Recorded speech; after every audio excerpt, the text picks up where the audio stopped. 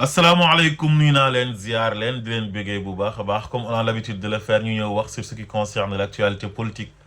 sénégalaise vidéo bi nag maa ngi ko tuddee et si Cheikh Bara Ndiaye avait raison sur Maïmouna Ndour Faye il y a un mois ci gannaaw ki nga xam ne moom mooy Cheikh Bara Ndiaye nekk député bu Pastef ci 15e législature bi ci émission boobu nga xam ne da koy def chaque jeudi ci Walfadjri ànd ci ak Sanjogu dafa accusé woon ki nga xam ne moom mooy Maïmouna Ndour Faye ne léegi prosu président Bassirou Diomaye Faye la moo koy entreteniral ay politiciens yi nga xam ne war nañoo mën a ñëw adhérer ci coalition Diomaye ba pare mu wan ñu ne Maïmouna Ndour Faye président Diomaye jox na ko passeport diplomatique Maïmouna Ndour Faye annoncé woon na benn plainte contre l'honorable député Cheikh Bara Ndiaye plainte boobu nag ba léegi déggaatuñ ci dara laataa loolu gis nañ ci benn vidéo Maïmouna Ndour Faye teg woy bi nga xam ne moom la ñu woy président Bassirou Diomaye Faye ak Sonko mu ko doon campagne ñu woy ko en séeréer mu ciy def benn selfie ba pare di fecc vidéo boobu nekkoon vidéo bu viral te lu jiitu loolu gis nañ ne impôt bi nga xam ne Macky Sall baaloon na leen ko ñoom patron de presse yi président Diomaye bi mu ñëwee dafa wax ne loolu Macky Sall amul droit baal leen ko ba ñoom ñu ngi doon plaindre te gis nañ depuis bi mu demee palais doon interviewé le président Diomaye ak yeneen journaliste président Diomaye accordé leloon ko boobu ba léegi gis nañ ne kenn waxaatul ci mbiru impôt yooyu nga xamante ni patron de presse yi amel nañ ko nguur gi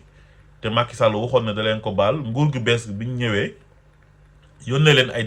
redressement ne dañ kaa war a fay boobu ba léegi gis nañ ne affaire bi nee na tekk gis nañ ne Maïmouna Ndour Faye tamit teleem bi ni mu ko amee jaarul ci yoon parce que licence su télévision kenn amul droit jaay ko te moom nee na dafa jënd licence bi di exercer ba pare ñi nga xam ne ñoom la yoreel xaalis ñi ko jaay télé bi ñooñu daf leen waroon na fayu leen ñooñu yóbbu ko tribunal ba ñu waroon na saisir matériel am bi ba annoncé loolu yëpp te loolu yëpp gis nañ ne dara amu ci te gis nañ ne Maïmouna Ndour Faye léegi xelam dafa gën a dal léegi nag bi Cheikh Bara Ndiaye waxee loolu ba noppi à notre grande surprise ñu gis Maïmouna Ndour Faye léegi elle s'est transformée à une analyste politique moom d'habitude kenn daaw ko gis muy analyser mais moom moo doon invité waate nit ñi di analyser mooy face à MNF léegi ñu gis ko Mamadou Awa Ndiaye di ko invité moom ci plateau muy wax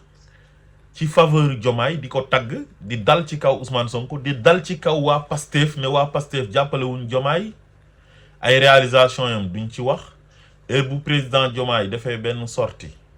dañuy teg benn contre-feu pour nit ñi bañ a wax ci mbiru président Diomaye ba tey Maïmouna Ndour Faye ci ay biir waxam dégg ngeen ko mu ne Ousmane Sonko il est obnubilé par sa candidature en 2019 loolu moo tax sax waa Pastef yi di ko ci jàppale ba taluñoo vulgariser les actions du président de la République et ses réalisations noonu la ko waxee te Olof Njaay nag nee na naar bu ndaw bi lu mu nettali rek ca gàdd ga la ko déggee na ma suñu mbokk naar yi baal nag waaye loolu proverbe la rek Maïmouna Ndour Faye bu mënee jékki-jékki rek ñëw nekk benn analyste ba pare di wax façon wu wax yi est-ce que nekkul dafa am fuñ toogoon di réunion ñu ne ko lii ak lii nga war a wax mu génn commencé liggéey boobu noonu mooy liggéey bi nga xam ne moom la Cheikh Bara waxoon ne moom lay defal président Bassirou Diomaye Faye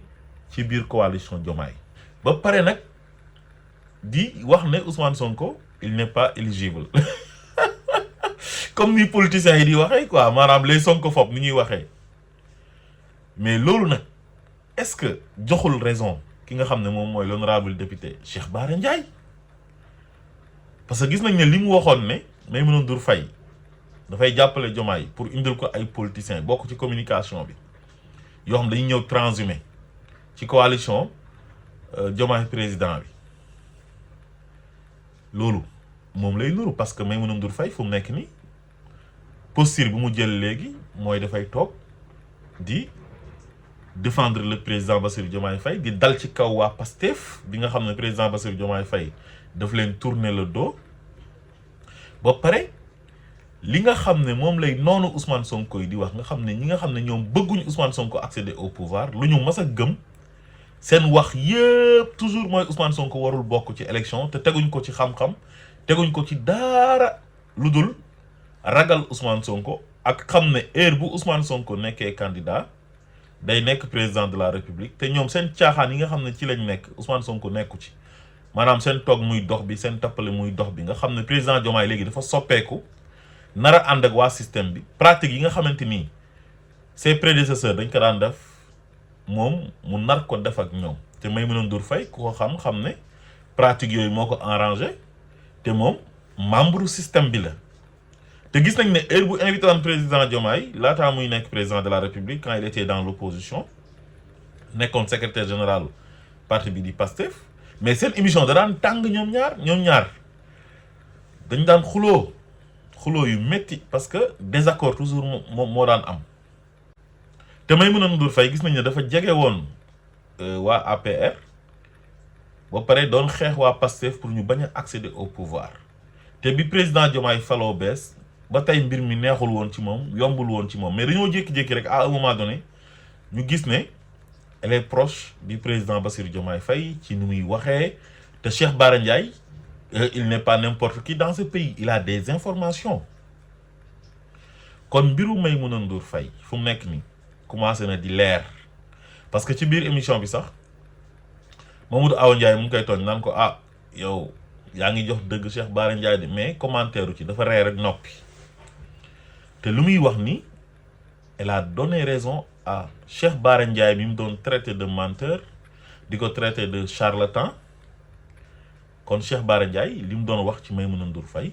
dëgg la parce que Maïmouna Ndour Faye léegi elle défend le président Bassirou Diomaye Faye di attaquer waa Pastef di attaquer Ousmane Sonko ak maître Bamba Cissé képp koo xam ne proche Ousmane Sonko nga rek léegi dafay dal sa kaw kon moom fu mu nekk nii posture bi nga xam ne moom la naafeq yi nekk ci soi-disant coalition boobu noonu ñu tuddee coalition Diomaye moom ci loolu la nekk kon daal dafa mel ni moom ma nga ca biir coalition ba te ma ngay jàpp ci seen communication kon ngeen jàpp na Cheikh Bara Ndiaye li mu doon wax yëpp dëgg ju wër peng la asalaamaaleykum wa rahmatullah